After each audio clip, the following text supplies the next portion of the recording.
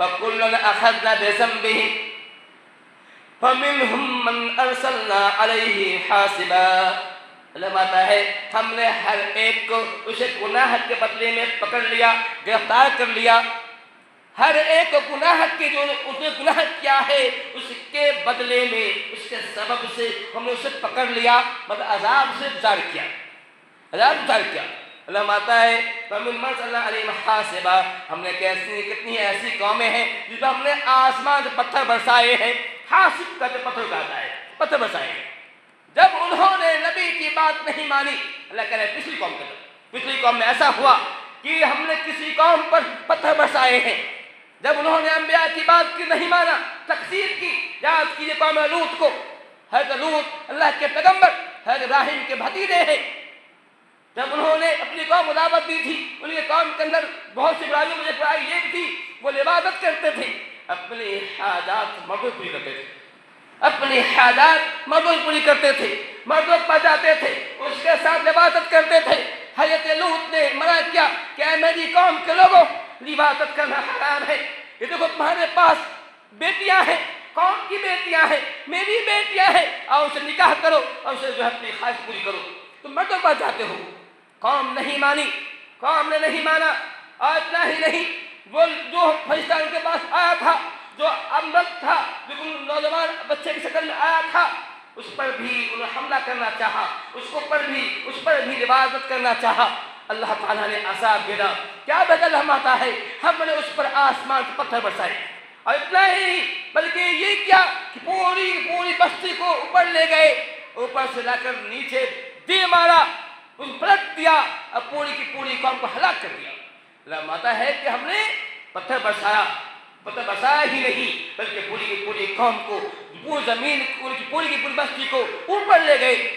حدیث میں ہے، روایتوں میں ہے، تفسیر کے اندر ہے کہ اللہ تعالیٰ ان کی بستی اتنا اوپر لے گیا کہ عرش والوں نے، آسمان والوں نے ان کے کتوں کی بھونکنے کی آواز سنی، کتوں کے بھونکنے کی آواز سنی، اتنا اوپر لے گیا، پھر آ کے پٹکا مارا اور ہلاک کر دیا۔ اللہ آتا ہے کہ پتہ چلا گیا۔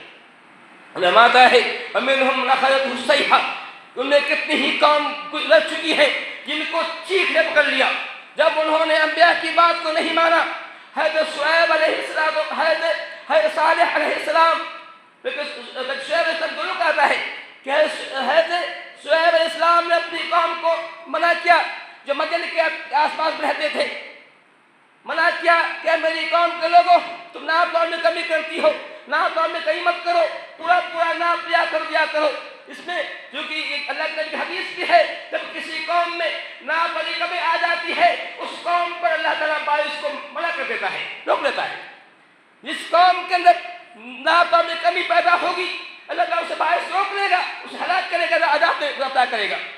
اللہ تعالیٰ نے کہا یہ قوم شعیب کی ایک برائیوں سے برائی یہ بھی تھی کہ وہ ناپ توڑ میں کمی کرتے تھے، لیکن دیتے تھے کم دیتے تھے، لینے بازی ہوتی زیادہ لیا کرتے تھے، ان کا ایمان نہ تھا۔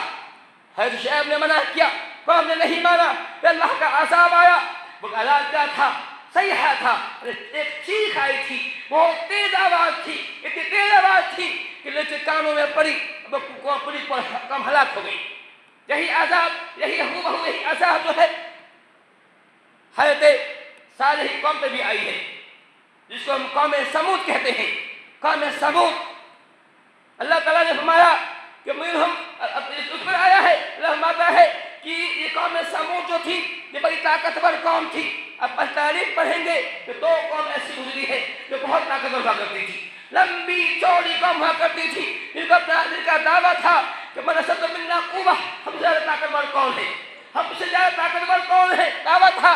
بڑی اونچی لمبی چوڑی قوم تھی، یہ پہاڑوں کو تراشتی تھی، پہاڑوں پر گھر بنایا کرتی تھی، ایسی قوم تھی، بڑی طاقتور قوم تھی، اور جس کو یہ پکڑتی تھی بہت زبردست پکڑتی تھی، ہلاک کر دیتی تھی، ایسی قوم تھی۔ اللہ فرماتا ہے کہ جب اس قوم نے، حضرت صالح قوم نے، قوم سمود نے اپنے نبی کی بات کو نہیں مانی، رسول کی بات نہیں مانی، ان کی نافرمانی کی، ان کی عصیان کی، آج بھی ہو رہا ہے۔ اور مسلمان بھی اپنے آپ کو مسلمان کہنے والا، اپنے آپ کو عاشق رسول کہنے والا، اپنے آپ کو محب رسول کہنے والا، آج وہ بھی عصیان میں ڈوبا ہوا ہے، وہ بھی نبی کی اطاعت نہیں کرتا جیسا کرنا چاہیے تھا۔ نبی کی اطاعت میں خیر ہی خیر ہے، ان کی اطاعت میں بھلائی ہی بھلائی ہے، لیکن آج مسلمان نبی کی اطاعت نہیں کر رہا ہے۔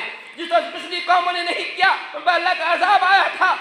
حضرت صالح کی قوم نے، قوم سمود نے حضرت صالح کی بات نہیں مانی، ان کو رسول نہیں مانا، ان کی تکذیب کی، ان کی باتوں پر عمل نہیں کیا، اللہ نے ان پر عذاب بھیجا۔ اللہ فرماتا ہے کہ ہم اس قوم پر بھی چیخ بھیجا تھا اتنی، یہ اللہ تعالیٰ نے حضرت صالح نے کہا تھا کہ اے میری قوم کے لوگوں، یہ اونٹنی ہے جو پہاڑ سے نکالی گئی ہے، تمہاری فرمائش نکالی گئی، اس کے پیچھے مت پڑو، اسے قتل مت کرنا، تو تمہیں اللہ کا عذاب آ جائے گا۔ لیکن صالح کی قوم سمود بدتمیز قوم تھی، وہ اونٹنی جو پہاڑ سے نکالی گئی تھی، ان کی فرمائش سے نکالی گئی تھی، اس کو کاٹ کے ذبح کر دیا، اللہ کا عذاب آیا۔ اللہ قرآن میں فرماتا ہے اس پر عذاب آیا، ایک چیخ آئی، اتنی تیز آواز تھی، اتنی تیز آواز تھی، ان کے دل پھٹ گئے، پوری کی پوری کا ہلاک ہو گئی۔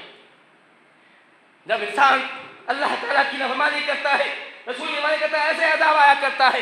آگے بڑھیے، قوم سمود، یہ قوم سمود، قوم عاد جس کی طرف حضرت ہود کو بھیجا گیا تھا، حضرت ہود وہاں اس کے نبی تھے، اس قوم نے بھی رسول کی نافرمانی کی تھی۔ یہ اسی قوم کا دعویٰ تھا ہم سب سے طاقتور قوم ہے، یہ قوم جو ہے بڑے اونچے اونچے جگہوں پر گھر بناتی تھی، وہ اونچے عالیشان گھر بنا کرتی تھی۔ جب اس قوم نے رسول کی بات نہیں مانی، ان کی اتباع نہیں کی، پیروی نہیں کی، اللہ فرماتا ہے کہ ہم نے اس پر عذاب بھیجا۔ عذاب کیسا تھا؟ پہلے آسمان سے، پچھم سے بادل اٹھا، جب بادل اٹھا یہ لوگ خوش ہو گئے کہ بارش آنے والی ہے، لوگ خوش میں گھر سے باہر نکلے کہ آپ بارش آنے والی ہے۔ بہت کیونکہ ان کے ہمیں قحط چھایا ہوا تھا، بارش نہیں ہو رہی تھی، جب بادل کو دیکھا تو خوش ہو گئے، لیکن یہ بادل ان کے لیے خوشی کا باعث نہ رہا۔ یہ بادل جو تھا ان کے رحمت کا بادل نہیں تھا، یہ بادل ان کے لیے عذاب کا باعث تھا۔ حدیث پڑھیں گے آپ پڑھیں گے اور مکہ جب کے زمانے میں جب بادل اٹھتا تھا وسلم پریشان ہوتے تھے، کبھی اندر جاتے کہیں باہر جاتے تھے، بولتے تھے کہ ایسا نہیں ہو کہ یہ بادل جو ہے عذاب کا بادل ہو، کہیں ایسا نہیں ہو کہ بادل عذاب کا ہو، ہم اللہ کر جائیں۔ آپ پریشان ہو جاتے تھے، پھر اندر باہر کیا کرتے تھے؟ پریشان ہو کرتے تھے۔ آج ہم نہیں کرتے ہیں، کیونکہ ہمیں نہ ڈر ہے، کوئی ڈر ہی نہیں ہے، نہ ہمیں کوئی بالکل مطمئن ہے، ہم سمجھتے کہ ہم نیک عمل کرنے والے ہیں، ہم متقی پاسامی پڑھ رہے ہیں۔ نبی کا یہ معاملہ تھا، جب بادل آتا تھا تو یہ پریشان ہوا کرتے تھے، اندر باہر کرتے تھے۔ میں نے کہا کہ جب قوم عاد کے ساتھ یہی ہوا، جب بادل نکل آیا تو خوش ہو گئے، لیکن یہ بادل تھا ان کی رحمت کا بادل نہیں تھا، ان کے عذاب کا بادل تھا۔ بہت بادل آیا اور آندھی چلی، بہت تیز ہوا چلی۔ اللہ فرماتا ہے کہ 7 رات 8 دن تک لگاتار ہوا چلتی رہی، بہت تیز ہوا تھی، لیکن بعد سخت ٹھنڈی ہوا تھی، یہ ہوا ہی نہیں ٹھنڈی ہوا تھی، لگاتار 7 رات 8 دن تک بعد ہوا چلتی رہی۔ اتنی تیز ہوا تھی کہ آدمی اٹھاتی تھی، اوپر جاتے کے نیچے دے مارتی تھی، پٹکا مارتی تھی، سر الگ تنگ ہوتا تھا، اتنی تیز ہوا تھی۔ پھر جو ہے اللہ فرماتا ہے فَتَكُونَ فِيهَا سَرْعَا، اے محمد اگر آپ باہر سے دیکھتے کہ لوگ کس طرح سے پڑے ہوئے ہیں، کسی کا سر کہیں بکھرا ہوا ہے، کسی کا ہاتھ پاؤں بکھرا ہوا ہے، لوگ جہاں تہاں بالکل اب لگے گا کہ کوئی کھجور کا تنا ہے یا کوئی تار کا پیڑ ہے جو پڑا ہوا ہے، یہ لگتا آپ لگے گا۔ ایسے لوگ پڑے ہوئے تھے جو ہے پوری کی پوری قوم اللہ ہلاک کر دیا۔ میں یہ کہہ رہا تھا جب کوئی قوم اللہ کے حکم سے سرکاری کرتی ہے، اللہ کے حکم کو نہیں مانتی ہے، اللہ اس کو ایسے عذاب دیا کرتا ہے۔ آج ہم پر بھی اللہ کا عذاب آیا ہوا ہے، بارش ہم سے روک لی گئی ہے، ہم پریشان حال ہیں۔ ابھی سرکار میں اعلان ہوا ہے کہ لوگ مسجد کو آئیں تو گھر سے وضو کر کے آئیں، مسجد پانی نہیں ہے، یہ معاملہ ہو گیا ہے۔ ہم نے کبھی محاسبہ کیا ہے کہ آخر بارش کیوں نہیں ہو رہی ہے؟ بارش نہ ہونے کے اسباب کیا ہے؟ بارش نہ ہونے کے کیا کارن ہے؟ بارش کیوں نہیں ہو رہی ہے؟ سب سے پہلا اس کا سبب اس کا یہ ہے، سب سے پہلا سبب اس کا کفر ہے۔ جب کسی قوم میں کفر بڑھ جاتا ہے، جب کوئی قوم اللہ تعالیٰ کی نافرمانی کرتی ہے، اللہ تعالیٰ کا انکار کرتی ہے، کب کرتی ہے تو اللہ بارش روک دیتا ہے۔ میں یوں ہی کہہ رہا ہوں کہ اللہ کے نبی کی حدیث ہے، آپ صلی اللہ علیہ وسلم جب مکے میں ہی تھے، قوم آپ صلی اللہ علیہ وسلم نے کہا تھا کہ اے مکہ والو، اے قریش کے لوگو، اللہ پر ایمان لے آؤ، اللہ تعالیٰ کو ایمان لاؤ کہ وہی تیرا رب ہے، وہی تیرا خالق ہے، وہی تیرا رازق ہے، مان لو اور مجھے رسول مانو۔ لیکن قوم نے نہیں مانا تھا۔ اللہ کی نبی کی بات کی نہیں مانا تھا، اللہ تعالیٰ نے اس قوم سے باعث روک دیا تھا، باعث روک لیا، بارش نہیں ہو رہی تھی۔ یہ عالم ہو گیا کہ لوگ جو ہے آپ صلی اللہ علیہ وسلم مکے سے مدینہ بھی آ گئے، اب تک بارش رکا ہوا تھا، لوگ پریشان حال تھے، لوگ جو ہے پتے چلانے مجبور ہو گئے، اور حضرت ابو سفیان کہتے ہیں، جو مسلمان نہ ہوئے تو کہتے ہیں کہ لوگ اوپر دیکھتے تھے لگتا تھا آسمان میں دھواں ہی دھواں ہے، بھوک بس یہ عالم تھا کہ آسمان دھواں دکھائی پڑتا تھا۔ جب منظر انہوں نے دیکھا تو انہیں وہ سمجھ رہے تھے اگر کوئی ہے جس کی پکار سنی جائے گی محمد ہی ہے، چنانچہ وہ لوگ ابو سفیان کو بھیجتے ہیں کہ یہ محمد سے بات کیجیے، اسے کہیے کہ آپ کی قوم آج پریشانی میں ہے، اس میں دعا کر دیجیے۔